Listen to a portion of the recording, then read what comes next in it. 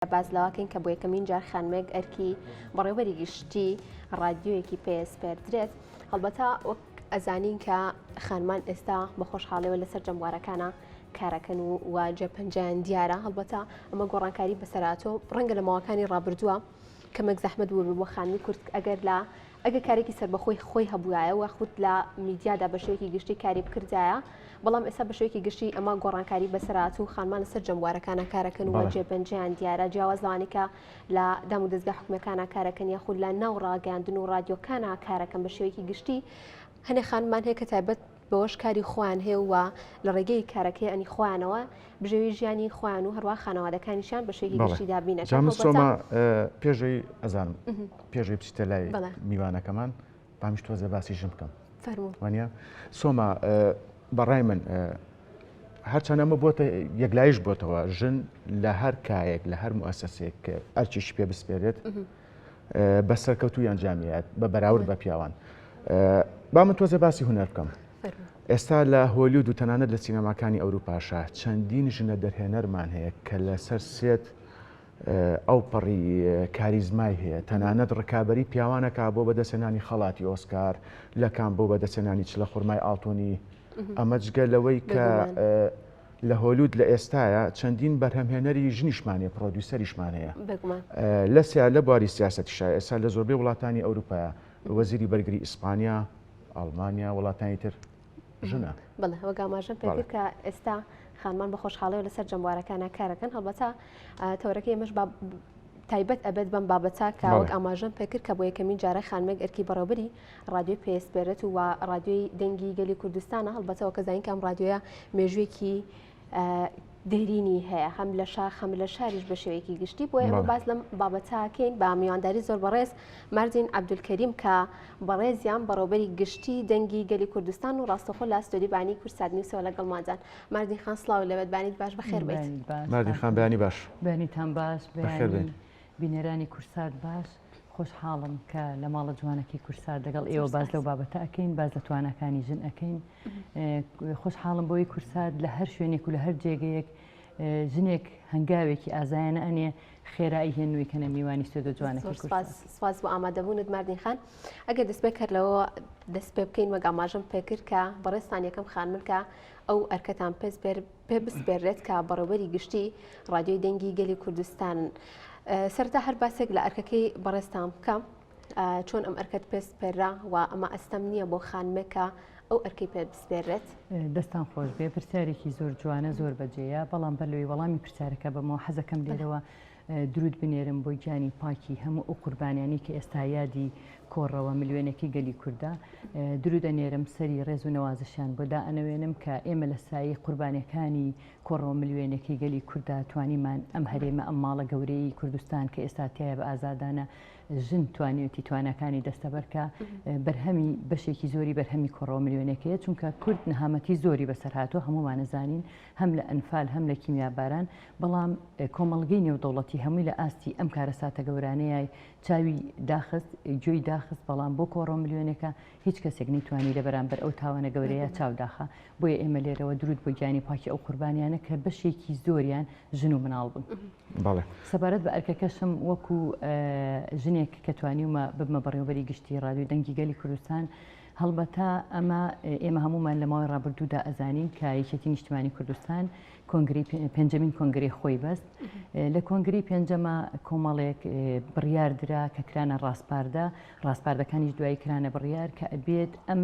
خۆکۆکردنەوەی ماڵی یەکێتی شۆڕ بێتەوە بۆ ناو هەموو ئۆرگانەکانی یەکێتی. لەناو ئەم ئۆرگانانەیە تەبعاً مەکتەبی ڕاگەیاندنی چێکە لە مەکتەبە گەورەکان کە ئیتر زمان حاڵ خۆتان نەزان هەمومان نەزان ئێمە ڕاگەاندنکارین هیچ کارێکی حیزبی بەبێ ڕاگەاندن نابێ. ئەوە بوو لە کۆنگرەی پێنجەمە بڕیاردرا مەکتەبی ڕاگەاندن و مەکتەبی بیر و شاری لەژێر تایتڵی مەکتەبی ڕاگەاندن و شاریە ببێتە یەک مەکتەب. لە دوای ئەوەشەوە بۆردی ڕاگەاندن کە ئێستا بۆردی ڕاگەاندن و بۆردی وشارین بڕیاریدا دووەمین کۆنفرانسی خۆی ببەستێ لە ماوەی ڕابردوودا دومین کۆنفرانس بەسترا و ئەکید هەموو کۆنفرانسێک بەبێ ڕاستپاردە و بەبێ بڕیار نابێ کۆمەڵی ڕاستپاردا لە کۆنفرانسان نووسرا دواتر وردەکرانە بڕیار یەکێک لەو بڕیارانە ئەوە بوو کە هەیکەلی مەکتەبی ڕاگەیاندن سەر لە نوێ دابڕێژرێتەوە بۆ ئەمەش پێویست بووکە دەستکاری کادر و کارمەندەکان بکەن لە ناو مەکتەبی ڕاگەیاندنە خۆشبەختانە من لەو ئاڵوگۆڕ و لەو گۆڕانکاریە توانیم وەکو ژنێک پۆستی بەڕێوەبەری گشتی دەنگی گەلی کوردستان بەدەست بێنم هەڵبەتە ئەبێ لێرەوە ئاماژە بۆ بکەم ئەم گۆڕانکاریانە بۆ ئەم جارە لە ناو بۆردی ڕاگەیاندنی مەکتەبی ڕاگەیاندن و شاریەکێتی نیشتمانی کوردستانە گۆڕانکاریەکی هەروە سەرپێیی و بە شێوەیەک نەبوو کە ئیتر بڵێن ئەو کەسە بۆ ئەوێ باشە بەڵکو گۆڕانکاریەکە بە شێوەی CV بوو و داوایان لێ کردین کە توانای خۆمان مەسە من ئەڵم لەم سیڤیاڵە من ئەم کارانم کردو بێ بە بەڵگەشەوە بیسەلمێنم و چەند ساڵە لەو بوارەیە کارەکەم ئەگەر نەبێتە دەرخستنی تەمەنم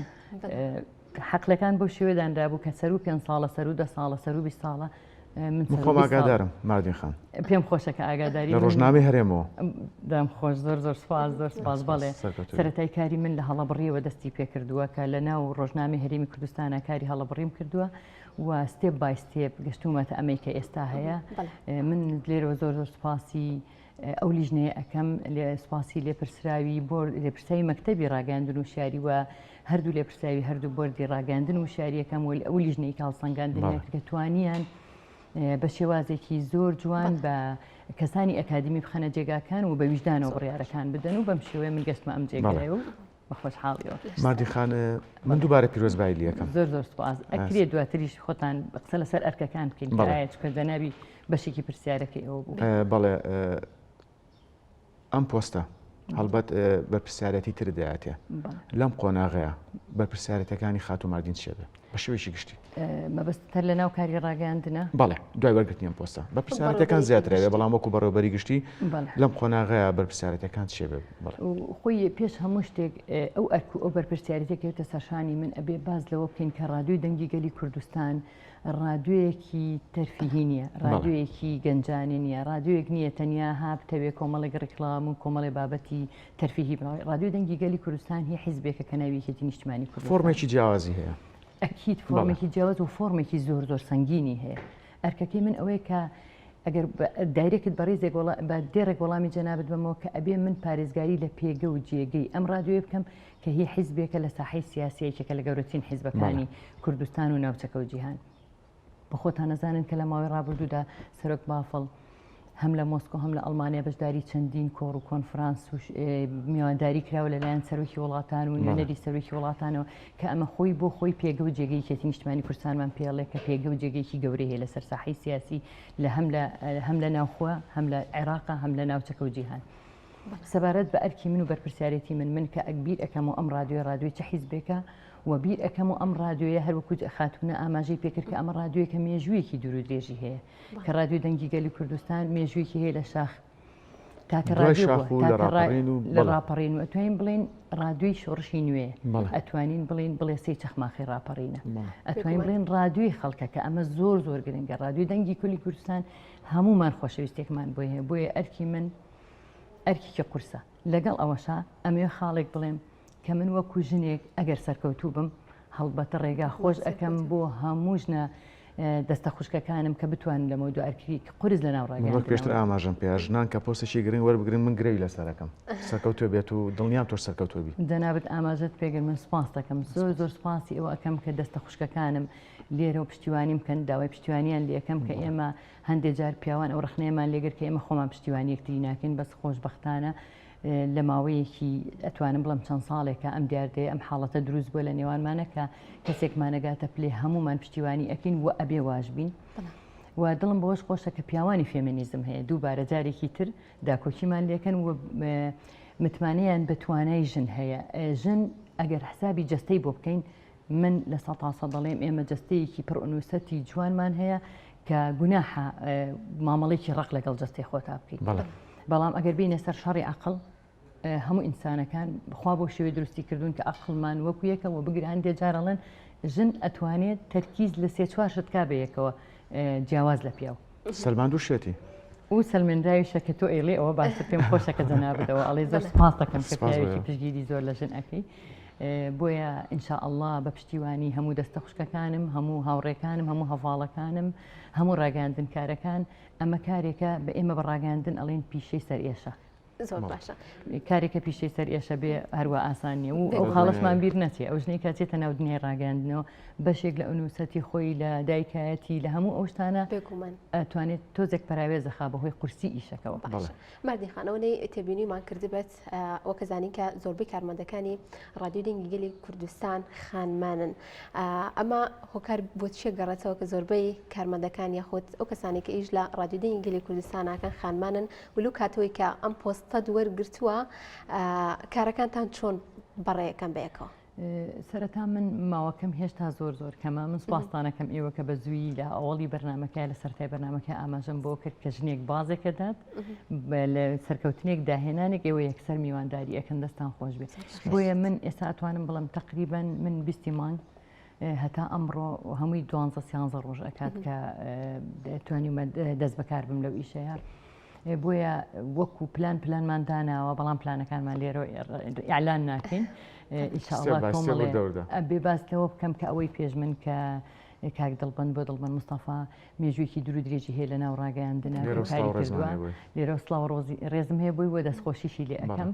کاری جوانی کردو لە ناو ڕادیۆکەیە هەڵبەت ئێمە هەریشێکمان ئەبێ درێژە پێدەری کارەکانی ئەوەی پێش خۆمان ببێتین ئینشاءالله هەوڵە دەین کاری باشکەین سەبارەت بۆی کە ڕێژەی ژن وڵایی تەسەورەکەم سوتفە بێ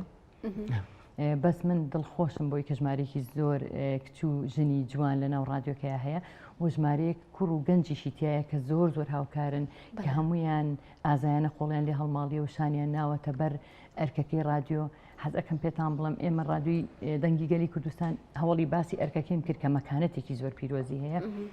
و ئەرکیشمان ڕاستە تەلەڤزۆنین دائیمەن تەلەڤزۆن ئەرکی زیاترە بەڵام پێبەپی کەناڵەکانی یەکێتی ئەڕۆین بەڕێوە بۆیە لەو هەلومەرجێک کە ئێستا هەمومان نەزانین قەیرانی دارایی هەیە موچە دوا ئەکەوێ کۆمەڵی کێشەی هاوبەشمان هەیە هەموو تاکەکانی کۆمەڵگا ئەوان بێماندوو بوون بێ هیلاکی قۆڵیان لێ هەڵماڵی و ئەرکی ڕاگەاندن نە سەعاتێکە نەدوانە نەسیانە ئێمە من زۆر جارەڵم ڕۆژنامەنووسە بێ لە خەویشە ڕۆژنامەنووس بێ ڕاگەاندن کار لە خەویشە خەیاڵەکانی بیر لە ئیشەکەیەکاتەوە بۆیە کاری ئێمە لەبەرەوەی چەند سەعاتێک نییە ماندوین دوور و درێژە کارەکەمان من لێرە دەستخۆشیان لەکەم و خۆشحاڵم بۆی کە و گروپە جوانم لەگەڵایە مردی خان من